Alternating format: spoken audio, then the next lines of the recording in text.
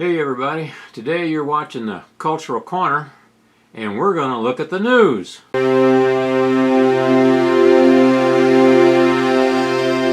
There's a story in the news today that I want to touch on. And the headline reads, if you look at the screen back here, headline reads, NBC contributor, Trump saying Heil Hitler with date of flag re-raising. Now that headline is kind of convoluted. I'm not sure you understand what it means.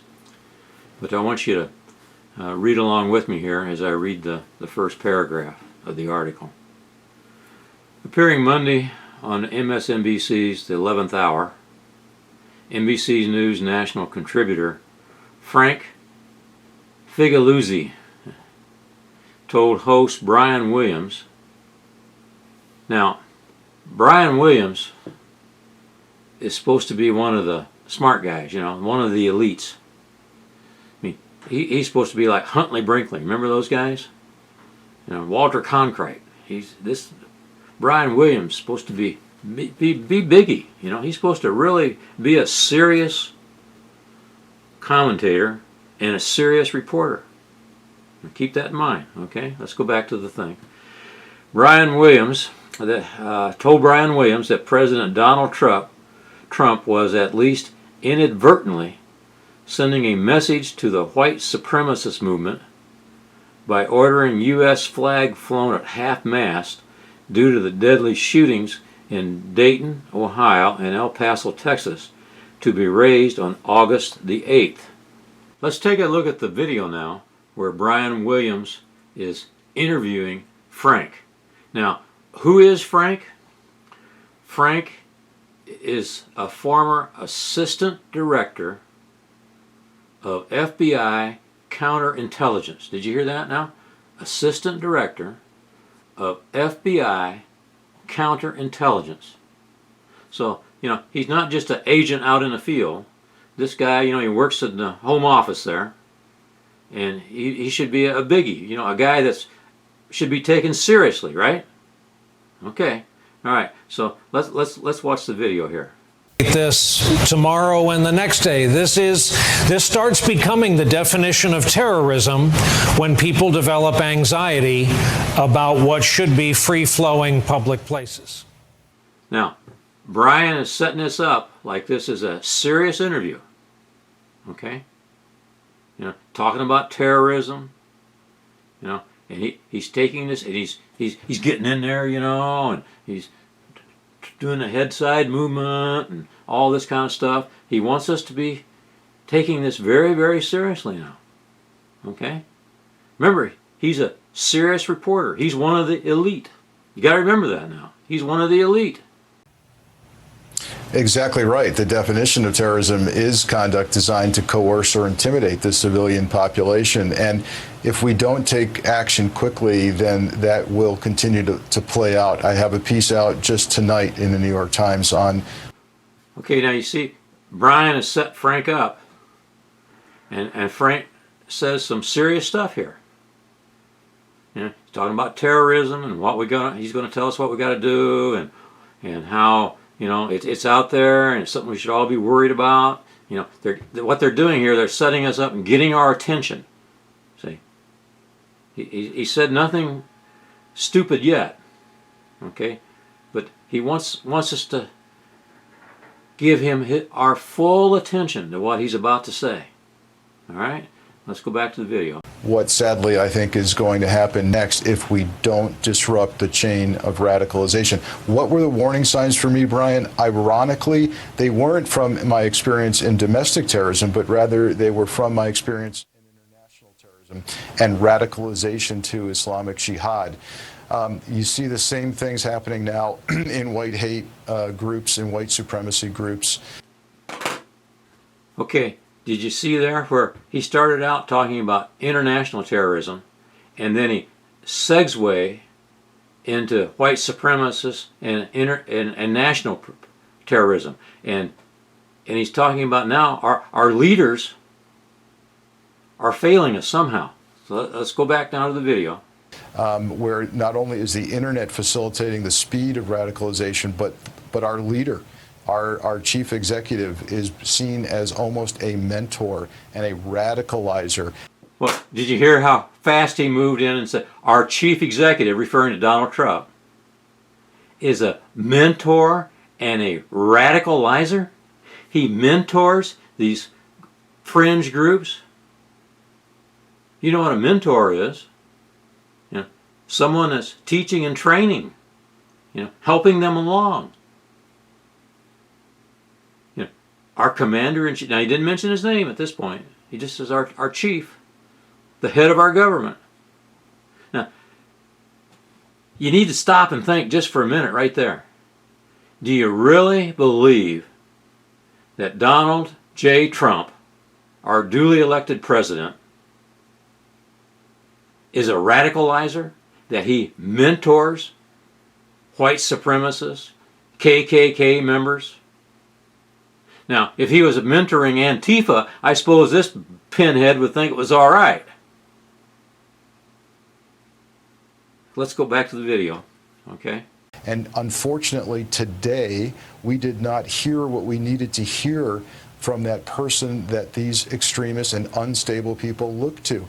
He spoke in the passive voice, in the collective voice. We didn't hear first person from him. We didn't hear, I condemn white hate ideology. We heard the nation must condemn it. Well, the nation does condemn it. Did you hear that? He's giving us a lecture on good English. Trump didn't say, I condemn that. He said, it wasn't first person, it's in the second person or whatever. Trump said, the nation has to condemn this. But that's not good enough. I guess he wants Trump to get his AR-15 and go out there and start shooting these people. That's the only thing I can figure out. It's not good enough that as the commander-in-chief, as the leader of our nation, that he says our nation has to stop this. That's not good enough. He has to say, I'm going to stop this. Well, if you ever noticed one thing about Donald Trump, he never says, I do anything. He always says, we do this or we have to do this. He doesn't take credit for himself. Now, I know it's hard for you to believe, but Trump is a pretty humble man. Listen to his speeches very carefully. He always talks about the people in his administration, that we have done this.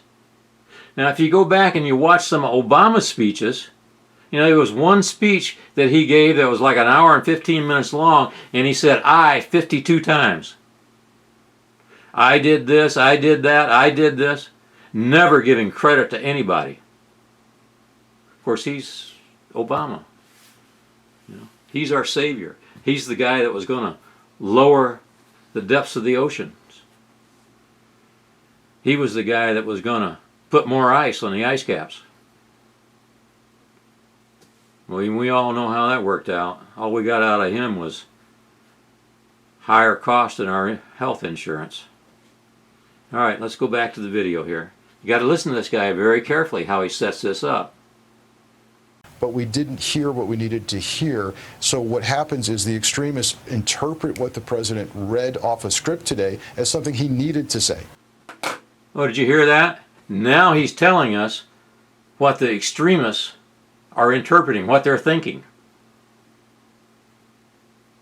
How does he do that? Is he clairvoyant? Does he have precognition? Hey, if he's so good that he knows what they're thinking, then he ought to be the head of the FBI and, just telling guys where to go to get rid of these people before they do anything. I don't know how he can sit there with a straight face and tell us that he knows what these people are thinking. All right, let's go back. Let's get some more. Something he didn't really want to say. So the president's either getting really good advice and rejecting it, or he's getting really bad advice. And I'll give you an example of that. Okay, here we go. Hey, what he's going to tell us here now is that the president is either getting really bad advice on how to run the country, or he's getting really good advice and he's not smart enough to take it. See, or he's rejecting it outright because he likes the radicals and he wants to mentor and he wants to get those guys going. I mean, that's what he's about to say. Listen carefully while he's saying it. Very carefully. We have to understand the adversary and the threat we're dealing with. And if we don't understand how they think, we'll never understand how to counter them. So it's the little things and language and messaging that matters. The president said that we will fly our flags at half-mast until August 8th. That's 8/8. Okay, here we go. Now, this guy has checked his astrology chart. He's looked at the stars. He's got out his numerology book. And 8/8. Whoa! 8/8. Trump. It's August 8th. Boy, I'm glad it's not August 8th, 8808 or 8818. Boy, if it's one of those dates, I bet the world would come to an end. You know, now, I told you who this guy was. He is the Deputy Director of Counterintelligence, our former Deputy Director, Counterintelligence for the FBI. And this guy is talking numerology? That's the high sign for extremist groups? They're just waiting for their coded orders from their leader, Donald Trump? Oh, it gets better. It gets better. Listen, there's more. There's more. Let's go for it. Now, I'm not going to imply that he did this deliberately, but I am using it as an example of the ignorance of the adversary that's being demonstrated by the White House. The numbers 8/8 are very significant in neo-Nazi and white supremacy movement. Why? Because the letter H is the 8th letter of the alphabet, and to them, the numbers 8/8 together stand for Heil Hitler. So we're going to be raising the flag back up at dusk on 8/8. Okay, here we go. The letter H in the alphabet, we got to get rid of it. I'm sorry, it's got to be A, B, C, D, E, F, G, I, J, K, L, M, N, O, P. Now, of course, N is good. B is good. We know what the B word is, but we don't say the B word, we just say B. And we don't say the N word, but we just say N. We don't see the C word, we just say C. But we don't say H because it's the 8th letter in the alphabet, and the 8th letter in the alphabet means Hitler. And if you go 8/8, that means Heil Hitler, and that's your marching orders. Get out there, boys, and cause a disturbance. Get a riot going. Hey, I didn't say it. That's what he's saying. That's what he said, Donald Trump. The leader of the free world is into numerology, coded messages. It's unbelievable. I don't know where this guy came from. No one's thinking about this. No one's giving him the advice, or he's rejecting the advice. So understand your adversary to counter the adversary. Okay. Now we go back to Brian Williams. Now he's setting it up again. You notice how he gets that. You know, Frank, what you're saying here. Now, he's actually talking to us, trying to give this numbskull credibility. I'm amazed at someone that's been around as long as Brian Williams can sit there with a straight face. He ought to be laughing out loud. It boggles my mind, folks. These are the people that's supposed to be telling us what's going on in the world. This guy was a former FBI big shot, supposed to be protecting us from the world. And he talks like this? He thinks like this? It's scary, isn't it? I mean, it's really scary. You know, I shouldn't be laughing, but it is. It's, you know, you can't make this stuff up. I couldn't write a book with this kind of stupidity in it. All right, let's go back and listen to a little bit more of the video. I know you're keeping your options open there, Frank, but as chilling as that is to hear, you're saying it is possible that someone who knows better is authoring or editing the words that show up and are read verbatim or are supposed to be read verbatim by the president. I'm concerned about who is writing his script and his speeches, and what would fascinate me is what he's rejecting. So it's possible that several iterations of this speech were given to him, someone with expertise, and believe me, the expertise exists in our intelligence community and our law enforcement community and our civilian population on how to counter radicalization. So those folks could have advised him on writing an excellent speech that would have created an obstacle on this path to violence that we're on. Did you hear that little last bit there? You know, his speechwriters should be smart enough to know to put in his speech things that would be obstacles to violence. Obstacles to violence. Now, do you really think that numbskull in Dayton, Ohio, and the other pinhead down in El Paso are sitting around analyzing Trump's speeches and Trump's tweets, waiting for marching orders to do something? Do you really think that? I mean, this guy does. He really thinks that. It's unbelievable.